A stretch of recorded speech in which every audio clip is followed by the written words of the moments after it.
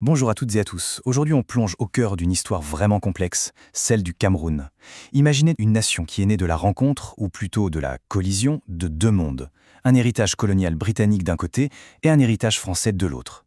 Alors, on aurait pu s'attendre à une fusion, à quelque chose de riche et d'harmonieux, mais la réalité, c'est que ça a créé une fracture, une fissure profonde qui, encore aujourd'hui, est loin d'être refermée. Alors, au cœur de cette histoire, il y a ce qu'on appelle le problème anglophone. Et attention, ce n'est pas juste une histoire de langue, loin de là. C'est bien plus profond. C'est ce sentiment vraiment ancré chez la minorité anglophone qui sont mis de côté, marginalisés. Le sentiment d'être traités en gros comme des citoyens de seconde zone, et ce depuis la réunification de 1961. Et ça, pour eux, c'est une menace directe, non seulement pour leur culture, mais aussi pour leurs droits. Bon, pour vraiment comprendre d'où vient tout ça, il faut faire un petit retour en arrière. On repart en 1961. C'est l'année clé, vraiment le moment où tout bascule. C'est là que le Cameroun du Sud, sous administration britannique, et la République du Cameroun, anciennement française et tout juste indépendante, décident, ou sont amenés à décider, d'unir leur destin. Alors comment ça s'est passé concrètement? Tout s'est joué en quelques mois, c'était très rapide. En février 1961, l'ONU organise un plébiscite, un vote pour les habitants du Southern Cameroons. Et le choix est, on peut le dire, assez limité. Soit vous rejoignez le Nigeria, soit vous rejoignez la République du Cameroun. Le résultat? Ils votent pour la réunification avec le Cameroun. Mais c'est là que les choses se compliquent. En juillet, les leaders anglophones et francophones se retrouvent à Fumban pour discuter de la future constitution. On pourrait penser que c'est une négociation d'égal à égal, mais pas vraiment. Au final, le 1er septembre, la nouvelle constitution fédérale est approuvée, mais uniquement par le Parlement francophone. Et ça, c'est un détail qui n'en est pas un. C'est le point de départ de tout le problème. Et on comprend vite pourquoi ce vote unilatéral est si problématique. Parce que dès le début, les deux camps n'étaient absolument pas sur la même longueur d'onde. C'était deux visions du pays qui s'affrontaient. D'un côté, les anglophones, eux, ils voulaient quoi? Une fédération assez lâche, avec beaucoup d'autonomie pour leur région, le Cameroun occidental. L'idée, c'était de garder leur propre système juridique, leur système éducatif, bref, tout ce qu'ils avaient hérité des Britanniques. Et de l'autre côté, le camp francophone, avec le président Ahidjo à sa tête. Eux, leur vision était à l'opposé, un État hyper centralisé où toutes les grandes décisions se prendraient dans la capitale, à Yaoundé. On avait donc deux projets de société qui étaient en fait quasi inconciliables. Et si on a encore un doute sur les intentions de l'époque, il suffit de lire cette citation. Elle est de Pierre Messmer. Ce n'est pas n'importe qui, c'était l'ancien haut-commissaire français, un homme très influent à l'époque. Et voilà ce qu'il dit, une fédération de pacotille, pour sauver les apparences, une annexion du Cameroun occidental. C'est sans équivoque. Il dit clairement que la fédération n'était qu'une façade, une sorte de mise en scène pour cacher ce qui était en réalité une pure et simple annexion. Quand ça vient d'un personnage aussi central, ces mots pèsent très très lourd. Ok, donc on a compris que la fédération était mal partie dès le départ. C'était juste une étape en fait. Maintenant, regardons comment cette promesse d'autonomie a été, petit à petit, complètement démontée pour aboutir à un État unitaire et centralisé. La stratégie du président Ahidjo a été redoutablement efficace. C'était un plan en plusieurs étapes, très méthodique. Première étape, on persuade les leaders anglophones de limiter leur parti politique à leur propre région. Ça les isole.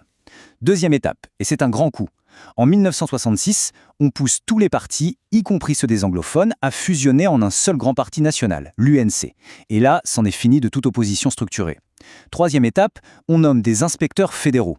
Sur le papier, ça a l'air administratif, mais en réalité, ces types avaient plus de pouvoir que le gouvernement local du Cameroun occidental. Ils le court-circuitaient complètement. Et enfin, le coup de grâce, l'étape finale en 1972, on organise un référendum pour, tout simplement, abolir la fédération. Et voilà, on passe à un État unitaire. Alors, on pourrait se dire qu'un changement de président aurait pu changer les choses. Paul Biya arrive au pouvoir en 1982, mais en fait, ça ne change rien du tout à cette logique de centralisation. Au contraire, c'est une période où les frustrations du côté anglophone vont vraiment monter d'un cran. La lutte pour leur identité va prendre une toute autre ampleur. Et la liste des greffes, elle ne fait que s'allonger année après année. Par exemple, il y a des tentatives de franciser l'examen anglophone, le fameux GC. Il y a aussi ce sentiment très fort d'être exclu des postes importants, que ce soit dans le gouvernement ou l'administration. Et puis, au quotidien, c'est la domination du français même dans les régions anglophones. Imaginez, vous allez au tribunal, vous allez à l'école, et on vous parle une langue que vous ne maîtrisez pas forcément. C'est un vrai problème. Ajoutez à ça un manque criant d'investissement, moins de routes, moins d'infrastructures, bref. Tous ces éléments mis bout à bout, ça a créé et renforcé ce sentiment profond d'être des citoyens de seconde zone. Et face à cette colère qui monte, à ces revendications qui se font de plus en plus fortes, quelle a été la réponse du gouvernement?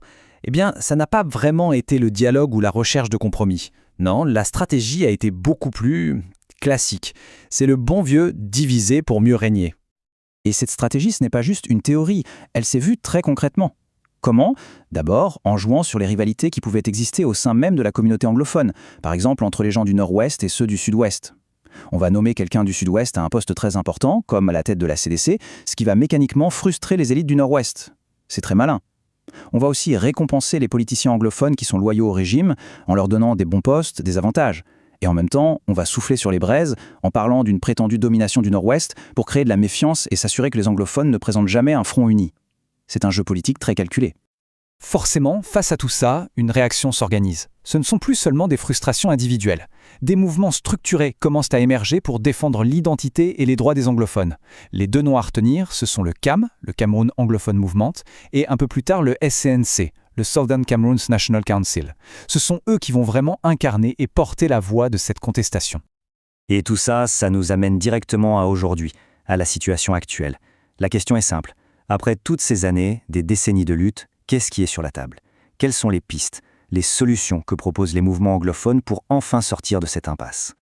En gros, il y a deux grandes options sur la table et elles sont radicalement opposées. D'un côté, il y a la demande d'un retour au fédéralisme. L'idée, ce serait de recréer une fédération avec deux États, un anglophone et un francophone, pour garantir une vraie autonomie aux régions anglophones, mais tout en restant une seule et même nation, le Cameroun.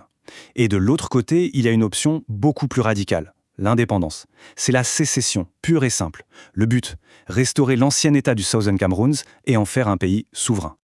Et vous savez, ce dilemme, ce choix entre l'union et la séparation, il n'est pas nouveau. Écoutez bien cette phrase, posée en 1964, donc seulement 3 ans après la réunification, par un grand intellectuel anglophone, Bernard Fondelon. Il demandait « Will we make or mar ?» ce qu'on pourrait traduire par « Allons-nous construire ou détruire ?» C'est incroyable de voir à quel point cette question, posée il y a plus d'un demi-siècle, est toujours aussi brûlante d'actualité. Ça montre que ce dilemme, il est au cœur du projet camerounais depuis le tout début. Et finalement, c'est la grande question qui reste posée, la question à $1 million. Comment est-ce qu'une nation qui a été bâtie sur deux passés, deux cultures, deux héritages coloniaux aussi différents, peut-elle réussir à se forger un avenir commun, un avenir unique et partagé par tous? C'est vraiment le défi immense qui se dresse devant le Cameroun aujourd'hui. Et la réponse, eh bien, elle n'a pas encore été écrite. Merci beaucoup d'avoir suivi cette explication.